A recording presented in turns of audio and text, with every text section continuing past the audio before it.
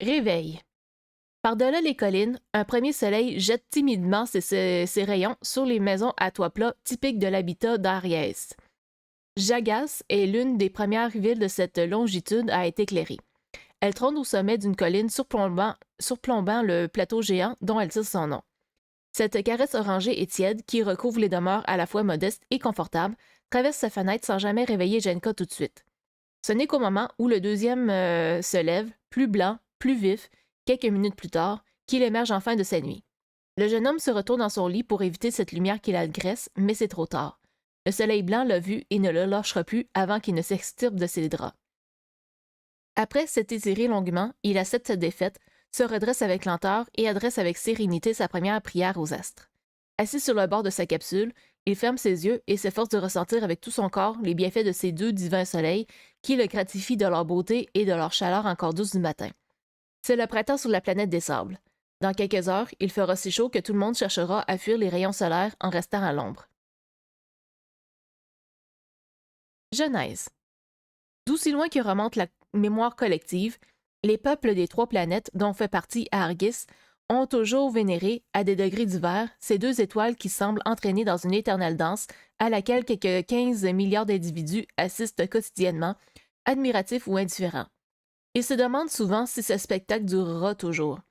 Le lendemain, il se reproduit et Genka les remercie dans sa prière pour leur fidélité et leur ponctualité.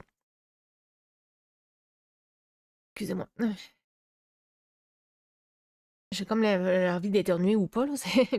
Aïssia et Mel, le rouge et le blanc, rythment de leur immuable ballet les journées des habitants de ce système planétaire depuis des millions d'années, et les Argisiens en sont les spectateurs privilégiés, leur planète étant la plus proche du duo, devant Krios, puis Dia. Selon la légende, Aïtia et Mel étaient des amants issus de deux peuples ennemis qui vivaient sur Krios et Dia. Ils étaient des colons qui venaient d'une planète très lointaine, dont on a depuis oublié le nom, mais qu'ils avaient rendu inhabitable à force de l'exploiter sans vergogne. Excusez. Rescapés de la fin de leur monde, ils avaient vécu pendant 75 générations à bord de vaisseaux géants en quête d'un lieu où prospérer. Au bout de 3 générations, deux factions aux conceptions très différentes du projet de colonisation s'étaient formées, coupant la flotte en deux groupes équivalents qui continuèrent néanmoins à suivre la même direction.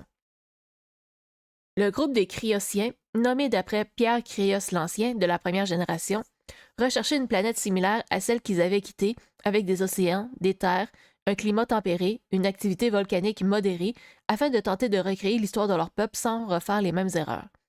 Quant aux Dialettes, qui tiraient leur nom de Tam Dia, prêtresse exaltée de la deuxième génération, ils avaient si peur de recréer le cataclysme qui avait détruit leur première planète qu'ils pensaient devoir expier les péchés de leurs ancêtres en se réfugiant dans un lieu hostile, froid et effrayant où ils vivraient sobrement. Arrivés dans cette région de la galaxie, ils s'installèrent rapidement sur deux planètes du même système, au départ juste le temps de faire les réparations nécessaires après des siècles d'errance. Malgré leur proximité, un simple petit vaisseau n'aurait mis que quelques heures à relier les deux nouveaux mondes, et ils avaient juré de ne plus jamais tenter de contacter les autres, chacun étant convaincu que sa voie était la bonne et qu'elle ne devait pas être contaminée par son voisin. Ils avaient remarqué que le soleil de ce système, qu'ils avaient nommé Iriag, était sur le point de mourir, aussi ne prévoyait-il pas de demeurer plus longtemps que nécessaire sous ces mondes condamnés d'avance.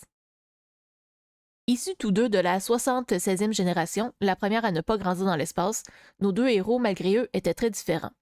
Aethia avait une peau brune, presque rouge, comme la terre de Krios, tout en contraste avec le teint blanc de Mel, qui rappelait les neiges éternelles de Dia. C'était comme s'ils avaient en eux une part de l'âme de leurs planètes respectives. Ils s'étaient rencontrés en premier lieu grâce à une passion commune. Ils aimaient explorer. Ils avaient fait le tour de leur campement, des vaisseaux géants qu'ils avaient vu naître leurs parents et tous leurs ancêtres, et finalement des mondes d'adoption de leur peuple.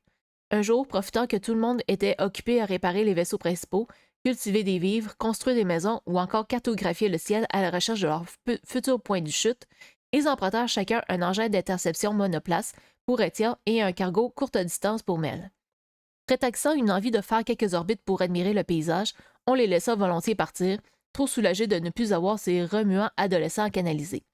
Leur objectif était en réalité d'aller visiter la planète Argis, la plus proche du Soleil faiblissant de ce système, que l'on disait exposée au vent solaire, recouverte de poussière épaisse et en apparence dépourvue d'eau.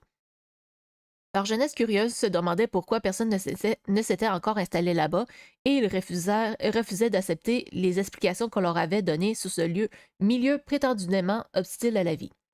Il y avait encore deux autres planètes dans ce système qu'ils prévoyaient explorer par la suite. Infior, la quatrième planète d'un verre profond, qui aborrait des anneaux roses, et Embo, la cinquième, une gazeuse accompagnée de quelques dizaines de satellites. Ils n'étaient plus des enfants et ils allaient le prouver en étudiant, pour commencer, cette planète à Argis que personne ne connaissait ni ne voulait connaître. Peut-être y trouverait-il un trésor. Euh, bon, The Old Gamer qui dit c'est nous ça, yay, l'humanité destructrice. Et en effet, en effet. Quand ils se rencontrèrent, surpris de voir que quelqu'un d'autre avait eu la même idée qu'eux, ils n'avaient pas su quoi se dire. Non qu'ils étaient d'un naturel timide, mais leur dialecte, déjà divers quand la première génération avait embarqué, avait beaucoup évolué, et bien qu'ils maîtrisent tous deux plusieurs langues, ils n'en trouvaient aucune qui comprenne tous les deux. Ils étaient dépourvus de mots, si bien qu'au début, ils ne parlaient pas. Puis, ils échangèrent quelques signes, leurs regards se croisèrent, leurs mains se touchèrent. Une bourrasque de vent mêlée de poussière défit le chignon d'Étia et ils éclatèrent de rire. Moqueur, Mel s'ébouriffa en imitant sa nouvelle amie. À force de faire l'idiot, il finit par trébucher sur une pierre et s'étaler au sol. Ils rirent et jouèrent comme les enfants qui ne voulaient plus être quelques heures auparavant. Il fallut bien repartir, leurs parents allaient s'inquiéter, mais les jours et les semaines suivantes virent leurs deux petits vaisseaux se rendre régulièrement sur la planète désertique. Pendant plusieurs mois, ils explorèrent main dans la main cette planète qu'ils avaient pour eux seuls, se découvrant, se fabriquant une langue à eux, tombant amoureux l'un de l'autre et de leur refuge rien qu'à eux. Au retour d'une énième escapade, Mel eut un incident avec la propulsion de son vaisseau, le contraignant à lancer un appel de détresse alors qu'il venait seulement de passer Krios. Bien évidemment, on le secourut, mais il n'eut même pas le temps de poser un pied à terre qu'un officier de sécurité le saisit par le bras pour l'entraîner dans un bâtiment à l'écart de la ville. Là, on l'interrogea pendant ce qui lui parut des jours. Il finit par tout avouer. Les emprunts de vaisseau, la rencontre avec une fille de Krios, ses sentiments pour elle, la langue qu'ils avaient enfantée et ses découvertes sur la planète Argus. On lui interdit catégoriquement de retourner sur Argus et de revoir la fille. Ses parents lui dirent qu'ils avaient honte de lui et de son audace. Il se vit également interdire l'accès aux bases de décollage et aux stations de communication. Chaga, troisième du nom, roi des dialectes, prévint le Conseil des sages de Krios qu'une tentative de rapprochement avait eu lieu entre Mel et une fille de Krios, Eetia, qui fut également sanctionnée. Il ne se passa pas 2 jours sans que Mel, furieux qu'on l'entrave ainsi, ne profita de la nuit pour voler un vaisseau et s'enfuir sur Argus. Aussitôt l'évasion découverte, les autorités de Dia alertèrent à nouveau celles de Krios. Eetia, qui laissait toujours traîner une oreille près des groupes de conseillers qui discutaient devant les locaux pendant leur pause, fut rapidement au courant. En un rien de temps, elle fut aux commandes d'un petit vaisseau de reconnaissance qui avait pour mission d'aller cartographier Argus sans atterrir. On s'en rendrait compte plus tard que le pilote censé décoller ce jour-là avait abusé du jug, l'alcool le plus fort qu'on sache faire à Krios, lui qui pourtant ne buvait jamais.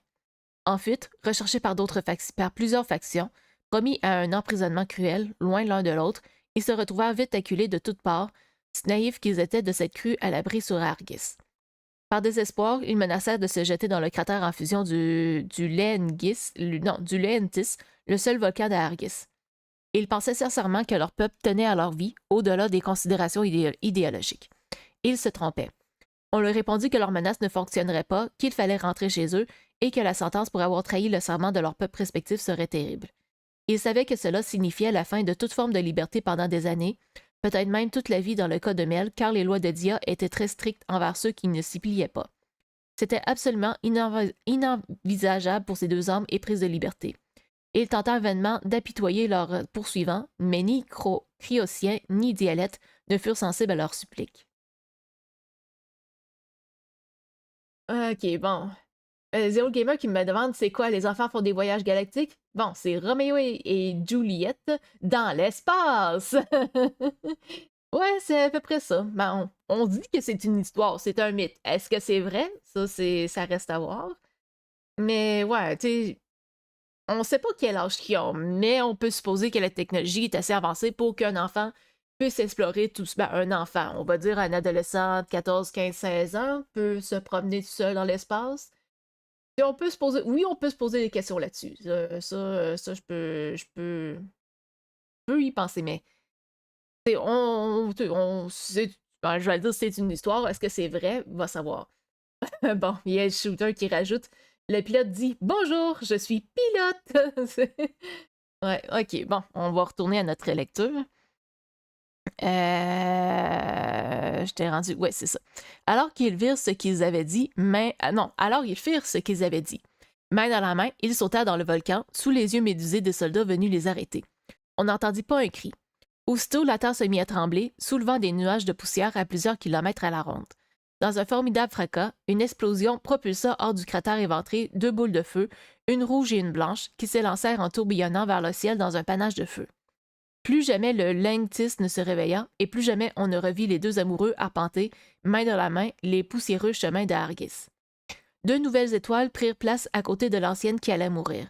Au bout de quelques jours, la luminosité du vieil astre commença à décliner. Un jour, il cessa d'envoyer de la lumière. On s'attendait à une explosion qui emporterait tout sur son passage, mais sa mort, si c'en était une, fut douce.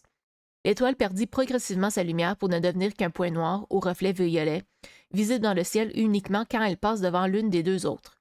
Malgré sa faible lueur, elle continuait à dispenser une chaleur encore plus intense que les deux autres étoiles réunies.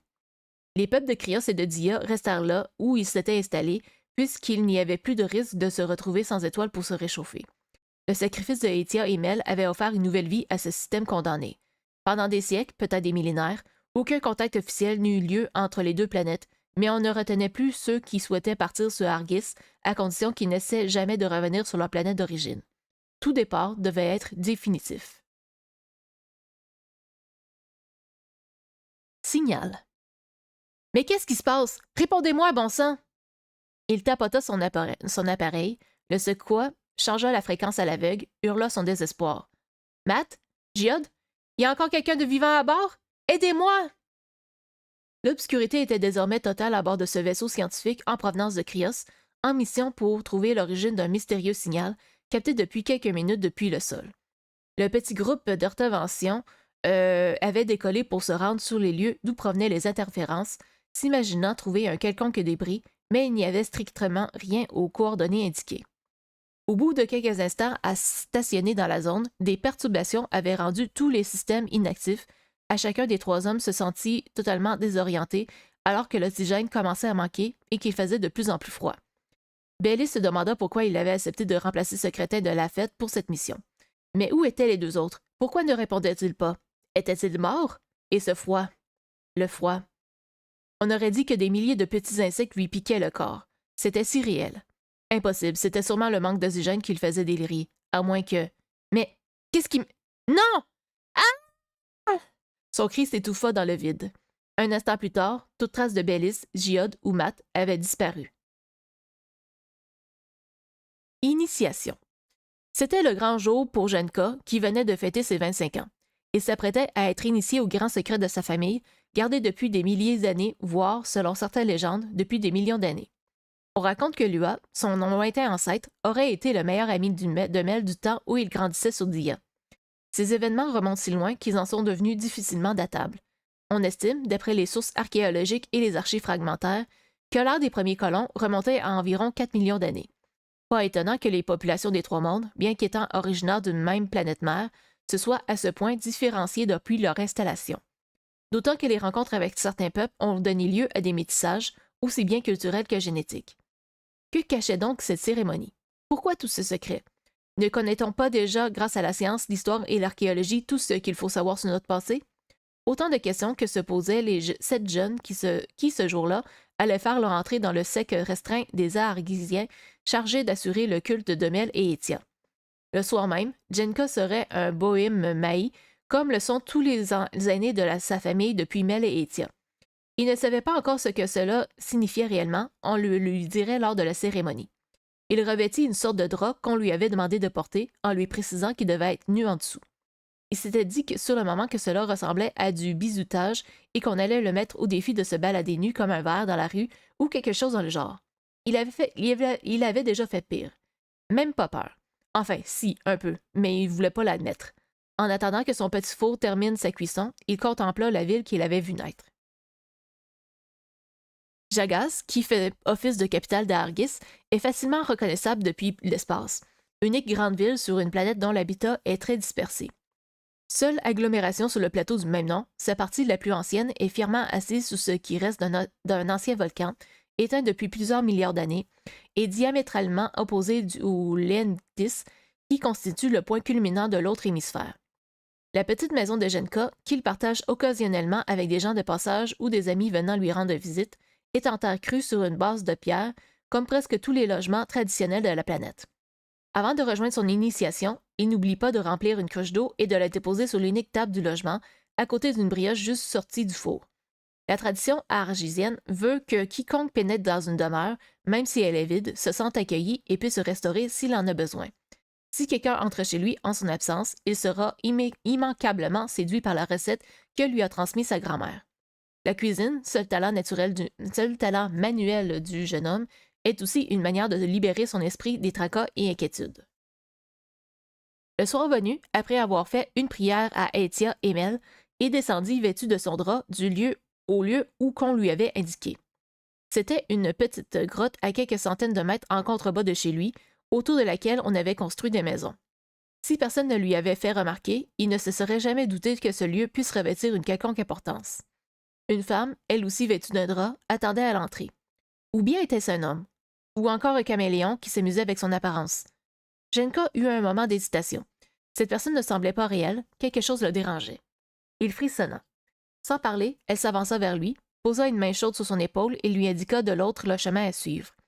Il lui sembla que sa peau était rouge, mais avec la nuit, il n'était plus certain de rien. Et sa main, n'aurait-elle pas 6 doigts? En tout cas, il ne frissonnait plus. Une fois l'entrée traversée, il s'enfonça dans la grotte. Tout était calme. Une faible lueur rougeâtre attira son attention. C'était sûrement là qu'il devait se rendre. Quand il entra, personne ne l'attendait. Cette pièce était vide et il y régnait un silence absolu. Il entendait sa respiration et son cœur battre. Il aurait dû avoir peur, mais le contact de cet être étrange à l'entrée lui avait retiré toute appréhension. C'est avec confiance qu'il s'approcha du seul objet qui s'offrait à ses yeux. Une pierre semblant flotter dans les airs apparut être la source de lumière et portait une inscription dans une langue qu'il ne connaissait pas. Pourtant, il sut la lire. Elle disait « Bohème ». Une porte qu'il n'avait pas remarquée s'ouvrit. « Tu es prêt. Entre. » Évolution. Les petits Criossiens qui s'installaient pour la première fois dans la salle de classe pour leur entrée en école secondaire étaient encore un peu intimidés par la taille des bâtiments. Âgés d'à peine 10 ou 12 ans, ils se retrouvaient propulsés dans un amphithéâtre de 200 places à devoir suivre toute la journée des cours dont chaque petite information était une nouveauté pour eux. On les avait prévenus, s'ils voulaient être des érudits, il fallait s'y prendre tôt. S'ils souhaitaient passer un peu moins de temps en classe et plus au soleil à se rougir les mains de terre, ils n'avaient qu'à aller en école d'agrologie. Le professeur Chen Gionis, à peine arrivé, les gratifia d'un furtif sourire puis entra dans le vif du sujet. Chers élèves, pour ce premier cours d'étude des évolutions, je me contenterai de quelques généralités concernant les peuples des 3 planètes. Les plus curieux pourront accéder à la bibliographie que j'ai créée pour vous dans la base commune et même aller consulter quelques livres à la bibliothèque des fonds anciens afin de compléter mon propos. N'oubliez pas de prendre des notes et ne demandez pas de répéter ce que vous n'avez pas été assez rapide pour saisir. Des feuilles bruissèrent, des électroblocs s'allumèrent, des strapontins graissèrent, on toussa, on chuchota, puis on se tut. Le cours commençait. D'après les archives scientifiques, l'apparence des Criossiens est restée proche de ce qu'étaient les peuples ayant quitté la planète Zéro, aussi appelée l'origine, il y a de cela plus de 4 millions d'années. Il faut dire que Crios a été précisément choisi par ce groupe de colons pour sa ressemblance avec leur ancien monde. Certains organes ont évolué ou disparu, comme ce fameux appendice qui, nous rapportent les sources médicales, causait jadis tant de problèmes d'infection. Il semblerait que nos pieds soient 20% plus grands que ceux de nos ancêtres, tout comme nos mains. Notre cerveau a également un peu grandi, mais ce sont surtout nos connexions qui se sont densifiées dans certaines zones, permettant à certains d'entre nous des expériences télépathiques intéressantes, mais encore à leur balbutiement. Les habitants des zones polaires, comme ceux de Celle, se sont adaptés à un cycle de luminosité particulier. Il y fait jour la moitié de l'année, sans discontinuer, tandis que l'autre moitié les voit plonger dans l'obscurité. Les groupes qui ont évolué dans cette région reculée sont restés suffisamment sédentaires pour développer ce trait que nous leur avions parfois. Ils sont devenus nyctalopes et leur pupille peut totalement se fermer s'ils veulent dormir en plein jour. Les Criossiens ont une peau allant du presque blanc au noir, en passant par toutes les nuances au gré des métissages. Leurs cheveux sont de toute texture et de toute couleur, allant du blond au noir, même si certains les perdent ou les voient devenir blancs comme les neiges d'épaule à un âge plus ou moins avancé. Ils vivent une centaine d'années en moyenne et font entre 3 et 4 enfants au cours de leur vie. Ok, bon. Zeal Gamer qui me répond: c'est pas une bonne idée selon moi de faire un roman qui se passe 4 millions d'années dans le futur. C'est beaucoup trop loin. Hey, 300 ans de base en espace pour le voyage, ça va déjà modifier les humains, puis 4 millions d'années d'évolution sur la planète différente et des métissages avec des races aliens. En plus de l'évolution de la technologie, beaucoup trop dur à imaginer, des portes, des écoles secondaires, pas sûr que ça existe dans 4 millions d'années. J'aime mieux ma CF dans un futur plus près, genre quelques milliers d'années, tout au plus. En effet, c'est un peu dur. Je dirais que tu marques un point là-dessus parce qu'en 4 millions d'années, il peut y avoir beaucoup de différences, là. Si on se fie à notre propre histoire de notre monde, et on parle de l'Australopithèque, dans le fond, dans 4 millions d'années, fait que oui, il peut y avoir quand même une grosse évolution au point qu'on puisse paraître alien. Fait que sur ça, je vais continuer ma lecture. Nous serons bientôt 8 milliards d'habitants, 51% de femmes pour 49% d'hommes. Selon la mesure du métron, relique provenant de l'origine, la taille cryocéenne varie entre 1,65 m pour les femmes et 1,75 m pour les hommes, avec de fortes disparités. Je vous apprends rien. Regardez-vous, vous êtes tous des modèles différents. Deuxième peuple de colons, les dialectes ont dû s'adapter aux routes de climat de leur nouvel environnement. Seuls les plus robustes et résistants au froid ont survécu chez les premières générations, décimés à 80% dès les premières années d'après les archéologues dialectes eux-mêmes. Leur pilosité s'est développée, leur peau a blanchi, leurs yeux ont également évolué, devenant quasiment noirs. Comme les cryociens de sel, ils peuvent voir relativement bien dans l'obscurité. Ils sont plutôt trapus et un peu plus petits par rapport aux cryociens, même s'il existe également chez ce peuple beaucoup de diversité.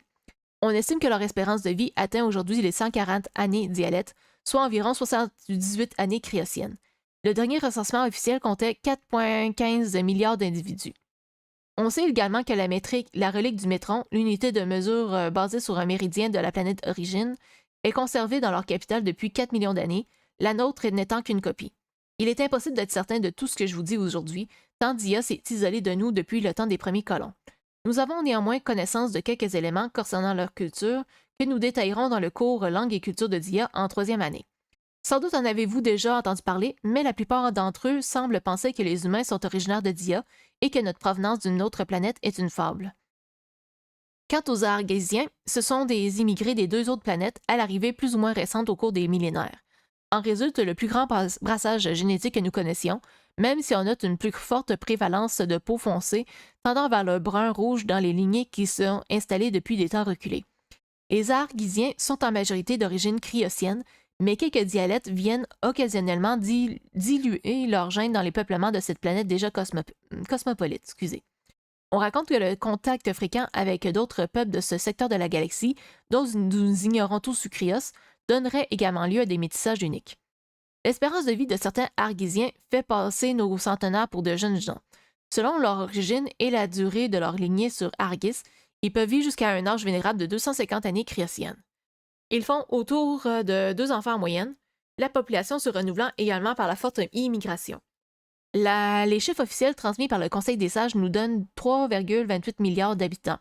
Ils nous ont cependant informé qu'une partie de leur population, vivant en plein désert, n'est pas recensée et que cela pourrait bien doubler ce chiffre. Disons donc qu'entre 6 et 7 milliards d'individus peupleraient cette planète. Comme vous le savez, nous sommes tous issus des réfugiés de l'origine, mais 2 groupes, puis un troisième, ont pris des voies très différentes, religieusement, culturellement, politiquement. Ces 4 millions d'années d'évolution ont donné naissance au peuple que nous connaissons aujourd'hui. Commençons par étudier le mode de vie de la première génération à naître dans ce système, c'est-à-dire la 76e depuis la fuite de l'origine. Afin de lire les documents, connectez-vous à la section 28 de vos manuels. Le cours magistral de 2 heures les ayant bien assommés, la plupart des élèves s'empressèrent de quitter la salle, non sans un salut respectueux à leur professeur. Ils avaient 45 minutes de pause qu'ils devaient mettre à profit pour avaler une collation, se soulager, mettre en ordre leurs notes et, pour les plus fatigués, faire une sieste dans la salle qui y était consacrée. Chen effaça l'écran tableau et vit qu'un jeune garçon s'était approché de son bureau. Debout au pied de l'estrade, le haut de sa petite tête dépassait à peine du bureau. « Oui. Professeur, je peux vous poser une question? Eh bien, si tu es ici, c'est que tu as envie d'apprendre. Tout apprentissage naît d'un questionnement. Je t'écoute. Ça vous dérange pas? Si tu penses que je vais mettre un moment à te répondre, ferme donc la porte et viens manger ton repas avec moi. Vraiment? Oui, allez. » Il regarda d'un air attendri ce petit lutin curieux courir vers la porte, la fermer, puis revenir au bureau. Il avait déjà repéré dès le début de l'heure. Premier entré dans la salle, plein d'excitation, sa soif d'apprendre se lisait dans les yeux, et il avait bu chacune des paroles de l'enseignant. Flatteur pour l'ego de Chen, mais il ne faudrait pas se laisser attendrir par ce garçon qui semblait aimer être bien vu. Alors, j'ai visité les ruines de l'Airweed l'été dernier avec mes parents et j'ai été frappé par la succession des événements là-bas. Ils ont trouvé des restes de vaisseaux similaires aux nôtres datant de 3 millions d'années, des données gravées dans le quartz, puis presque plus rien.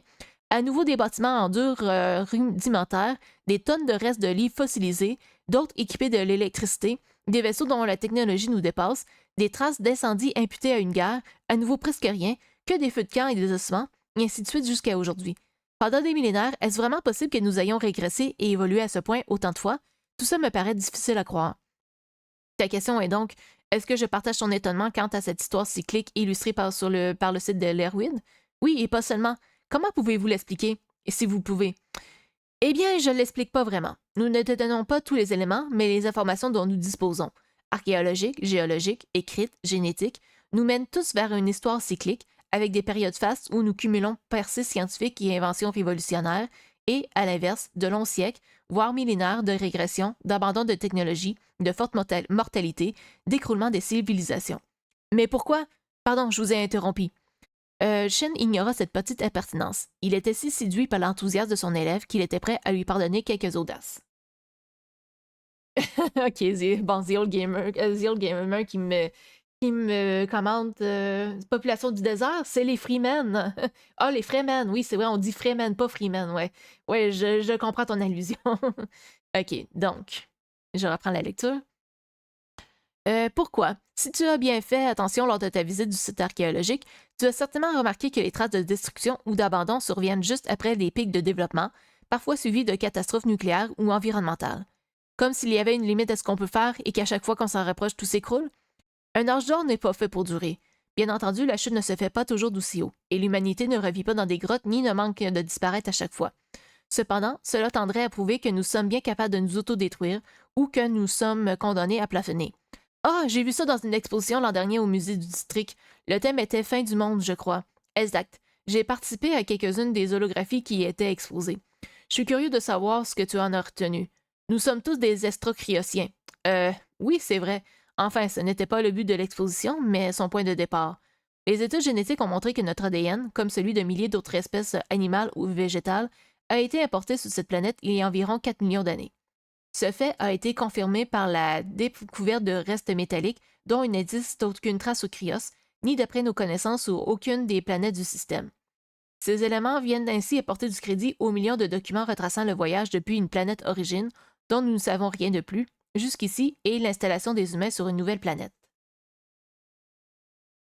Ce n'était peut-être pas le but, mais moi ça m'a frappé. Je me suis dit qu'il fallait d'autant plus prendre soin de Cryos qu'elle ne nous appartient pas vraiment au fond. Pourtant, les preuves montrent qu'on n'en prend pas toujours soin. Ces sources mentionnent également la raison du départ des humains dans l'espace. Ils avaient définitivement détruit leur habitat. Ici aussi, ce genre d'annihilation est survenu à plusieurs reprises, mais nous n'avions alors pas les moyens de fuir. C'est effrayant quand on y pense, et c'est pourquoi nous avons pris cette histoire comme point de départ de l'exposition qui explorait les cycles de destruction engendrés par la simple présence des humains en établissant la probabilité d'une destruction massive en fonction de l'état d'évolution technologique que nous atteignons. Nous en avons conclu que notre société est certainement actuellement dans une période proche de la rupture. En raison de nos affirmations, on nous a traités d'anti-progrès alors que ce n'était pas du tout notre message. Ce jeune homme avait eu la chance de pouvoir assister à cette présentation au public du travail de plusieurs dizaines de scientifiques de tout Cryos, car elle n'avait été ouverte qu'une semaine avant d'être finalement interdite, preuve s'il en fallait encore de la fragilité de cette 19e République. On savait bien que la violence, physique, verbale, institutionnelle, était un aveu de faiblesse. Or, les actes de censure ou de contrôle de l'information se faisaient de moins en moins en subtilité ces dernières décennies. Le musée, sous la pression du Conseil, n'avait finalement conservé de l'exposition qu'une salle simplifiée sur le mythe de l'origine. La seule victoire du professeur Gionis et de ses collègues avait été que le fruit de leur travail ne soit pas définitivement détruit, mais juste stocké au plus profond des archives que personne ne consultait, au niveau inférieur des réserves. Mais si son travail avait pu éveiller quelques consciences, il s'en satisferait.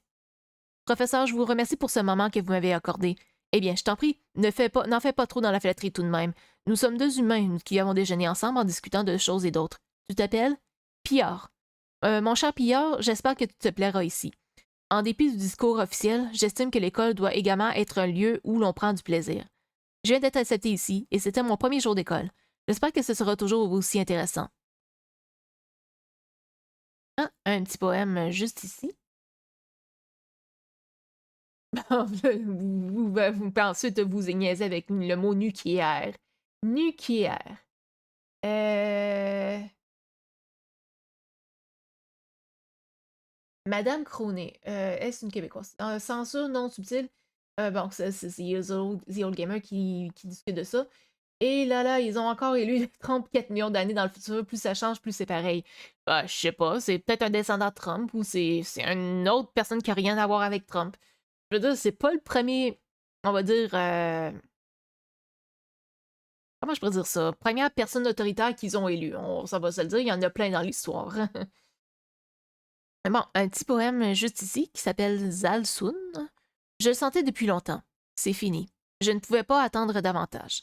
Enfin, le repos. Mel, Aïsia, prenez soin de mes amis. Moi, je n'en ai plus la force. Vie. Quelle étrange trace de pas. Livia ne se rappelait pas l'avoir déjà vue. Était-ce une nouvelle espèce? On aurait dit un flambeau géant, en tout cas en ce qui concerne ses traces de pattes, au nombre de 4 d'après les éléments qu'elle avait sous les yeux. Beaucoup de temps s'était écoulé depuis sa dernière découverte. Voici qu'advenait peut-être un peu de renouveau dans sa longue carrière de zoologiste. À bientôt 200 ans, cette native de Krios, qu'elle avait quittée à 2 ans quand ses parents avaient émigré vers Argis, elle en arrivait à se demander si elle avait déjà découvert toutes les espèces animales de cette planète, ou si la vie mettrait encore longtemps sur son chemin de nouvelles pépites. Elle ne désespérait pas et arpentait régulièrement des kilomètres carrés de désert dans l'espoir de faire une trouvaille digne d'une nouvelle publication. Voilà presque une semaine qu'elle avait quitté cette petite maison à Bzeda, on va dire Bzeda, près de Klissa, la deuxième plus grande ville d'Argis, en plein désert. Elle n'emportait généralement dans son petit sac que quelques crayons, un ou deux cahiers et quelques pitch tabs séchés en cas de fringale. Les gens de son village lui demandaient toujours comment elle faisait pour ne pas se dessécher dans le désert, mais comme elle avait juré à ses amis de ne pas en parler, elle leur répondait par une pirouette. Ah, moi, vous savez, à mon âge, on est déjà toutes sèches, je pouvais pas l'être davantage. Tout le monde la respectait, mais elle sentait bien qu'on la prenait un peu pour une illuminée à s'aventurer seule dans le désert. Tout le monde sait que cette partie est dangereuse, mais la vieille Livia n'en a cure. La peur, laissons-la aux jeunes. À 200 ans, que peut-on encore craindre? La zoologue, intriguée par ces traces de pas inconnus, décida de les suivre. Et les pichtam, c'est des insectes du désert, délicieux grillés et séchés, ils sont très riches en nutriments et sont souvent emportés par les nomades traversant le désert pendant des jours sans se ravitailler. Taruki. Enfin, je pense que c'est ça la prononciation. Bon, qui est The Old Gamer qui me dit au moins l'auteur fait un peu d'explication de cet univers sans nous bombarder de jargon trop technique. Ouais, il y a ça, puis au moins on a aussi une explication pourquoi qu'en 4 millions d'années, il y a eu des, on va dire, il y a eu des essors, il y a eu des déclins de civilisation, tout ça, tout ça. Donc, ouais, je dirais que c'est une thèse intéressante, celle de l'histoire cyclique, on veut, là, c'est quelque chose d'intéressant. Genka approche. À peine franchi le seuil de la porte, le jeune homme se retrouva à nouveau dans l'obscurité. Il faisait chaud, il n'y voyait rien, il entendit des voix, sentit des courants d'air le frôler. Essayant-on de lui faire peur? Genka ne bouge plus. Excusez, il s'immobilisa. Genka regarde le Taruki. Tout autour de lui, l'air sembla s'agiter, tourbillonnant, accélérant, le bousculant dans leurs mouvements effrénés. De petites lueurs se formèrent, se regroupant en flamèches, en rejoignant d'autres. Il fut ébloui. Quand il parvint à rouvrir les yeux, un feu brûlait au milieu de la pièce. Il ne sut pas pourquoi il comprit, mais il sut que les voix ne parlaient pas du feu. Genka, nous sommes Bohème, tuez-nous. Maintenant, il les distinguait. C'étaient des petites poussières, des miettes, des morceaux qui littéralement prenaient corps devant lui. Devant lui et 6 autres jeunes argiciens qu'ils n'avaient pas remarqués et qu'ils étaient aussi fascinés qu'ils l'étaient par le spectacle auquel ils assistaient. Face aux 7 adolescents et jeunes adultes se dressait. Quoi? Il leur ressemblait un peu, mais la femme à l'entrée, c'est elle qui se tenait en face de Genka, et elle avait bien la peau rouge, 6 doigts à chaque main et des oreilles étrangement pointues. Son regard violet le fixait intensément. Genka. Bienvenue, dit encore la voix. Chaque bohème s'approcha de l'argésien qui lui faisait face. Dumia, la femme qui l'avait touché l'épaule de Genka, renouvela ce geste.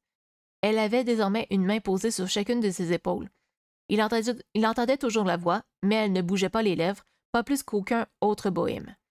Cette voix est dans ma tête, elle me parle dans mes pensées, c'est de la télépathie, impressionnant. Non, c'est autre chose. Nous sommes un maintenant. Tu es en moi et je suis en toi. Quand je t'ai touché à 2 reprises, nous avons échangé quelques atomes. Nous ne sommes plus qu'un seul être, même si à présent nous sommes dans 2 corps séparés. Ce que tu vas vivre, chacun des initiés de ce soir va le vivre en même temps. Chacun sera définitivement lié à son Bohème Jila, et deviendra réellement Bohème Maï. Es-tu prêt, Jenka? Veux-tu vivre le Taruki? Oui, je veux le vivre. Jenka, je suis Bohème Jila. Je pense que c'est ça qu'elle doit dire. Bohème. Non, je suis pas sûre que c'était Bohème Jika. J'ai dit 7 fois ton nom. 7 fois, nous devrons vivre le Taruki avant de devenir de vrais bohèmes. Dans ma langue, ce mot veut dire ami, moi et nous. Bientôt, tu seras mon bohème, comme je le serai pour toi, pour toujours. Veux-tu être mon bohème? Oui, Doumia. Commençons. Une première main rouge posée sur l'épaule du jeune homme lui retira le drap qui le recouvrait sommairement, de même que retira le sien et le laissa glisser à ses pieds. L'autre main, qui était restée en place, commença à se dissiper, tout comme l'épaule de Genka sur laquelle elle était posée. Des picotements envahirent tout son être, comme si des milliers d'insectes lui grimpaient dessus. Sa respiration s'accéléra. Il ne put réprimer un petit cri de terreur quand il se rendit compte que tout son corps, comme celui de Doumia, était en train de disparaître, désintégré en des millions, peut-être des milliards, de petites particules. Et il n'y eut plus que des poussières. Sorti de son corps, il pouvait toujours voir la scène. Des nuées qui se mélangeaient, tournaient de plus en plus vite, se déchaînaient, se percutaient. Puis il ne vit plus rien. Toute la matière de leur corps était à l'état d'atome, invisible à l'œil nu. Dans la pièce, même le feu avait disparu, ces atomes rejoignant l'envoûtante et chaotique danse du Taruki. Il n'avait plus peur, ni de l'obscurité, ni de mourir, ni même de ne jamais retrouver son enveloppe de chair et d'os. Il serait bien resté ainsi pour l'éternité. Doucement, comme il en avait été le témoin quelques minutes auparavant, les petites particules de poussière réapparurent, le feu se ralluma, 4 silhouettes se dessinèrent. Doumia. Il vit d'abord ses yeux, son front, son nez, sa bouche. Il sentit la chaleur du feu sur son propre visage. Les sensations revenaient à mesure que son corps se reconstituait. Il sentit à nouveau l'air remplir ses poumons, son cœur battre, les mains chaudes sous ses épaules. C'est comme si rien ne s'était passé, comme s'il avait rêvé ce moment, comme s'il s'était perdu juste dans la profondeur des yeux de Doumia, sa bohème Jila à laquelle il était lié pour toujours. Elle lui sourit et retira ses mains, ramassèrent leurs vêtements qu'ils avaient abandonnés au sol et lui tendit le sien. En se rhabillant, il se demanda si sa peau n'avait pas pris une légère teinte rouge.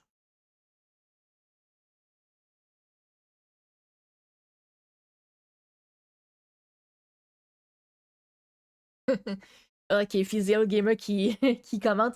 Ah, moi je veux pas définitivement pas vivre le Taruki et devenir bohème. Laissez-moi mon individualité, s'il vous plaît. Fait que Piège Shooter qui rajoute une chance qu'ils ont pas dit 3 fois Beetlejuice. C'est Old Gamer qui répond une chance ou 5 fois Candyman. Encore pire, ouais. Eh boy. Ouais, puis. Ok, bon, je vais reprendre la lecture, ça vous dérange pas. Donc, origine 2147. Un murmure. Ah, mon Dieu, ce sont ses dernières paroles. L'a-t-il entendu? Son dernier regard, il est pour sa fille de 8 ans qu'il tient dans ses bras. Peut-elle encore le voir à travers ses larmes? À son épouse qu'il va bientôt rejoindre vont ses dernières pensées. Rêvera-t-il après toutes ces épreuves? Ce nuage, symbole de mort, ce champignon maléfique, ils ont tout de suite reçu ce que cela signifiait. Ils n'ont même pas essayé de se cacher ni de fuir. Résignés, déçus, abandonnés, ils ont regardé leur mort d'en face, dans le silence le plus assourdissant.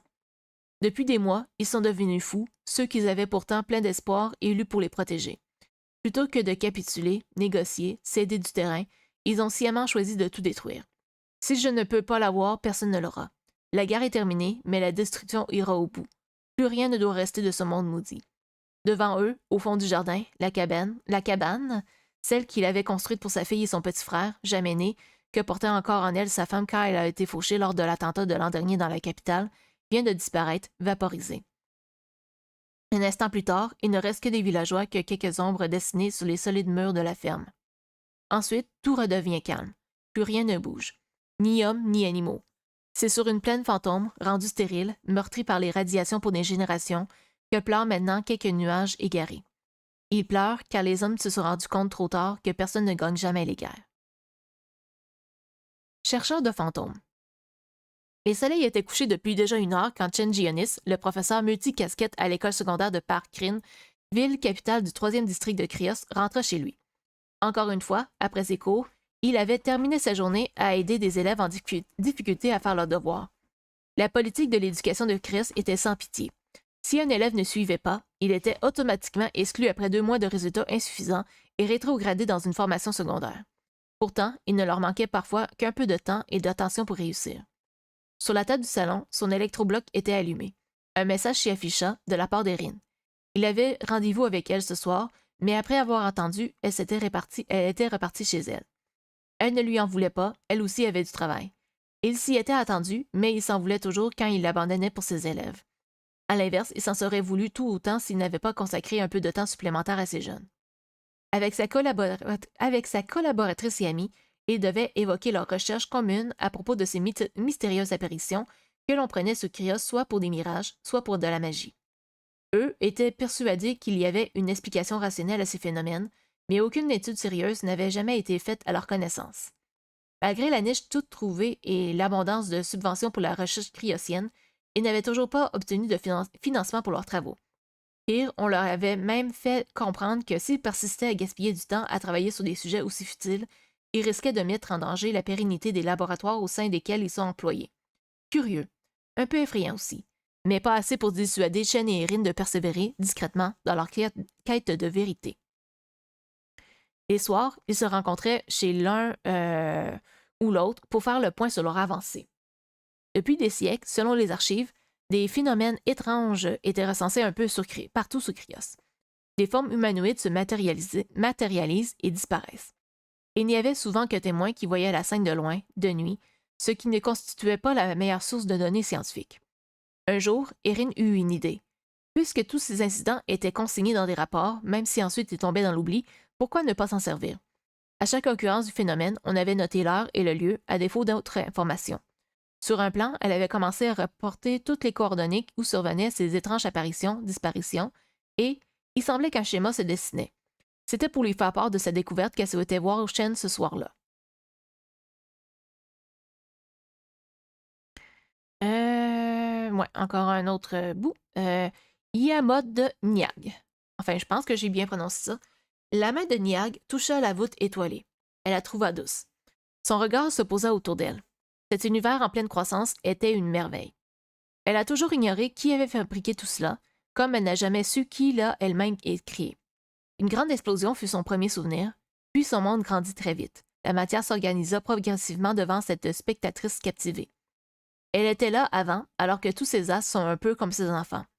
Elle se prit vite à aimer prendre soin des étoiles et des planètes en gestation qui naquirent et évolua sous ce regard bienveillant. Maintes fois, elle se demanda « Ont-ils conscience d'elle ?» Un jour, elle se dit que si elle était parvenue à exister avec une conscience, d'autres l'avaient pu. Elle appela, fit des signes, traça des lignes dans le ciel, mais personne ne répondit. Alors le cœur de Niag se sentit seul. Elle avait tant parcouru ces grands espaces, mais n'avait jamais rencontré d'autres esprits que le sien. Excusez-moi. Elle décida qu'il était égoïste de profiter seule de cette immense beauté. Dans sa sagesse, elle partagea son souffle de vie sur un petit système qu'elle trouva particulièrement attrayant. La vie se répandit et germa sur l'une des planètes. Elle ne comprit pas pourquoi cela n'avait fonctionné que sur celle-ci, alors qu'il y en avait 5. Elle la nomma No, ce qui veut dire vie, et regarda l'apparition de ces étranges créatures. Des arbres poussèrent, des formes de vie se développèrent dans l'eau comme sur la terre ferme, de toute taille, de toute forme. Niag trouva que c'était beau. Ils avaient une forme physique, ce qui étonna Niag, qui pensait pouvoir créer de purs esprits. Peut-être n'était-elle pas suffisamment douée pour créer des consciences de son niveau. Elle les aima néanmoins immédiatement. Un type particulier de créature attira son attention. Ils avaient une peau rouge, comme s'ils avaient pris la teinte de la terre de eau, 2 membres en bas et 2 plus haut, une excroissance au-dessus de laquelle semblait se concentrer leur esprit, et ils regardaient vers le ciel, vers elle, à travers 2 petits globes. Au début, ils n'avaient pas le don de parole, alors Niag leur parla et ils lui répondirent. Elle leur enseigna sa langue, qu'elle avait imaginée en dessinant dans le ciel, et leur donna un nom dans celle-ci, Bohème. Ensuite, elle leur montra comment mieux utiliser la matière autour d'eux pour se nourrir, s'abriter, se soigner et créer. Rapidement, les Bohèmes maîtrisèrent cet art qu'ils nommèrent Taruki dans la langue de Niag.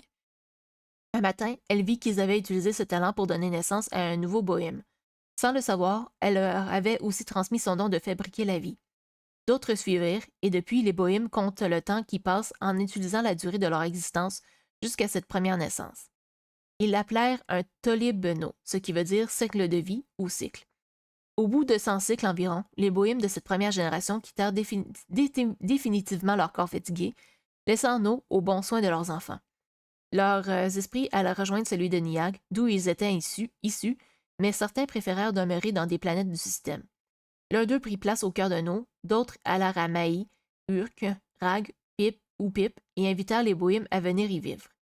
C'est ainsi que ce peuple se retrouva sur toutes les planètes orbitant autour de Niag, et ils étaient encore quand, au 399e cycle de nouvelles formes de vie, posèrent leurs vaisseaux sur No et Urk, puis Maï, qu'ils nommèrent Krios, Dia et Argès. Ibot. Un peu plus de bleu. Non, ça manque plutôt de rouge finalement.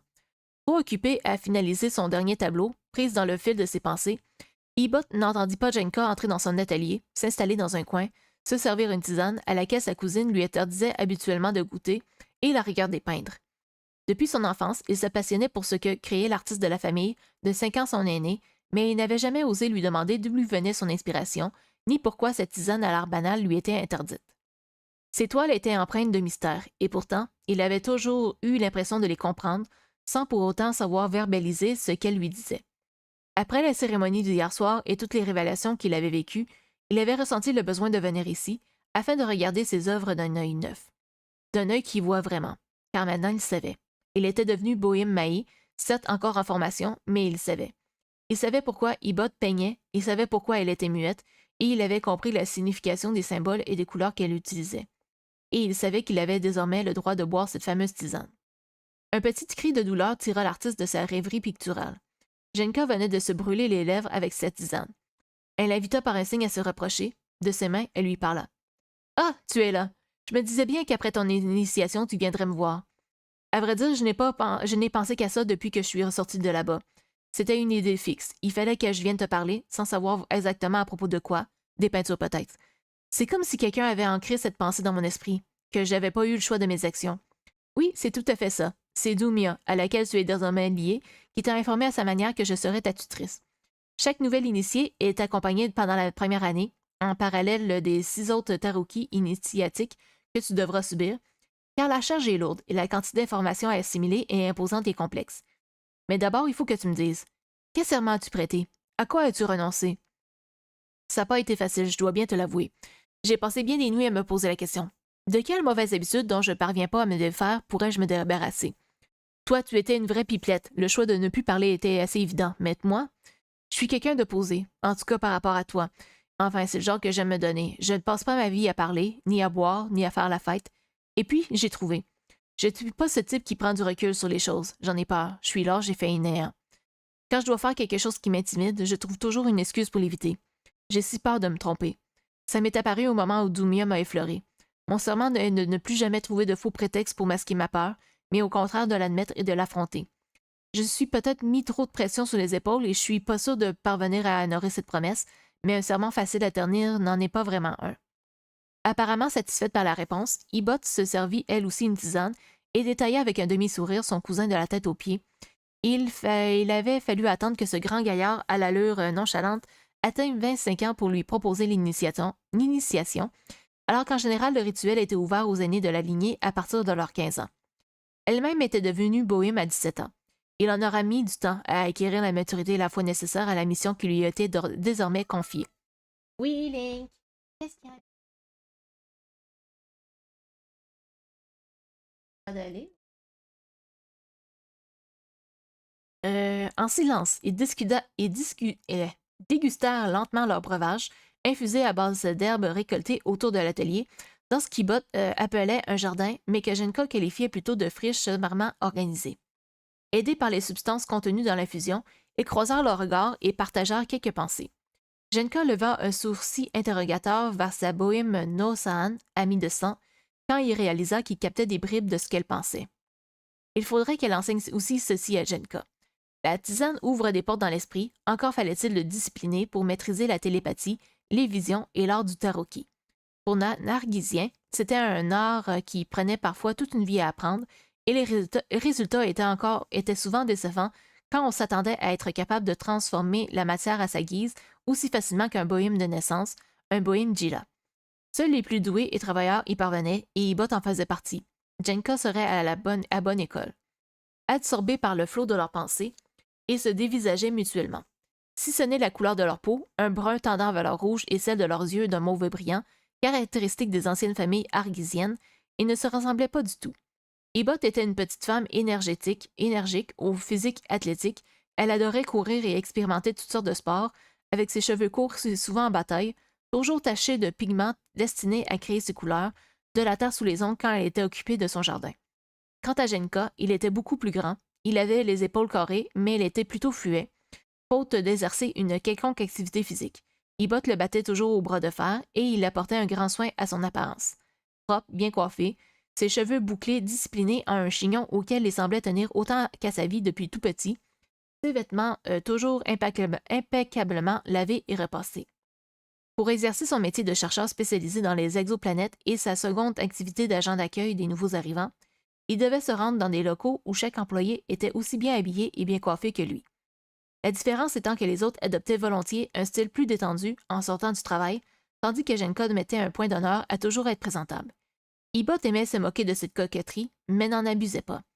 Genka était susceptible et si peu sûr de lui.